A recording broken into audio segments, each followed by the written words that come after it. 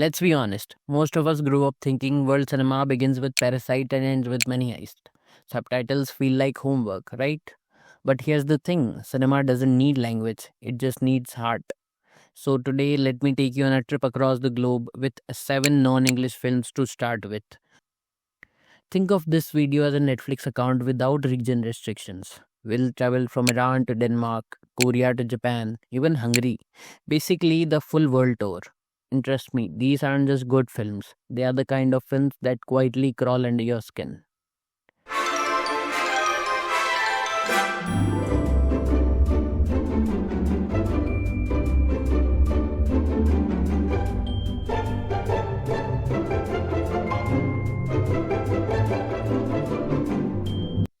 So the first in the list is Druk, also known as Another Round, from Denmark. This is the movie that made people believe in midlife crisis with style.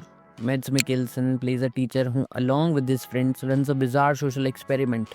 Keep a constant low level of alcohol in the bloodstream to see if life improves. Sounds like a college prank, right? But the film dives into joy, pain, and regret. It's funny, it's tragic, and the ending, let's just say it's so liberating you'll want to dance in the streets yourself. The second is called The Salesman. It's from Iran. You can find it on Prime Video. From Asghar Farhadi, the master of slow burn drama. It's about a married couple who move into a new apartment, but an unexpected act of violence shatters their lives.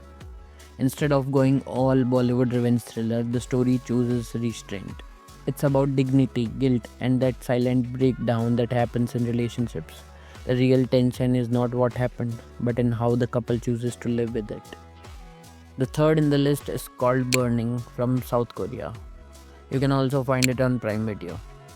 This one is a psychological thriller that moves at the pace of smoke curling out of a cigarette.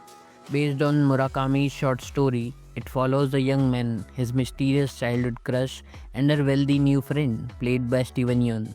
Then she disappears. Is it murder? Is it imagination? Or is it just jealousy?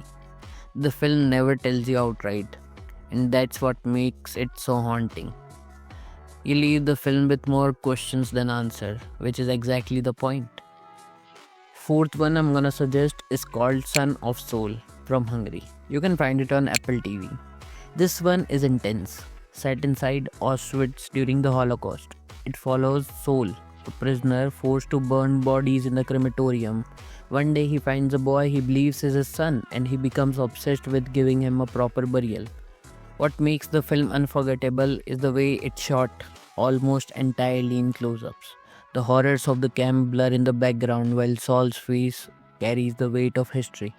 Not an easy watch, but an essential one, I'd say.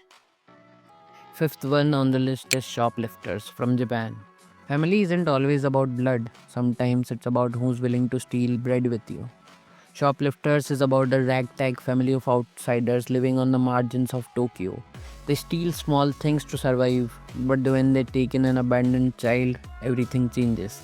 The film gently questions what makes a family: law, society, or is it love? It's tender, it's heartbreaking, and easily one of the best films of the last decade. Sixth one in the list is called Wild Tales. It's from Argentina. You can watch it on Prime Video. If you like your movies with a side of dark humor, this is pure gold. It's an anthology of six short stories, each about people pushed to their absolute limits: road rage, cheating spouses, class conflict, things we've all experienced but taken to deliciously extreme levels. Imagine watching the worst day of someone's life unravel with both horror and hilarity. That's Wild Tales. And the last one I'm gonna recommend today is called Roma. It's from Mexico and you can find it on Netflix. This one is quiet, but it's like a punch. Alfonso Cuarón black and white masterpiece follows Cleo, a domestic worker for a middle class family in Mexico during the 70s. On the surface, it's about her everyday life: washing, cleaning, looking after kids. But underneath, it's about love, abandonment, and resilience in the face of heartbreak.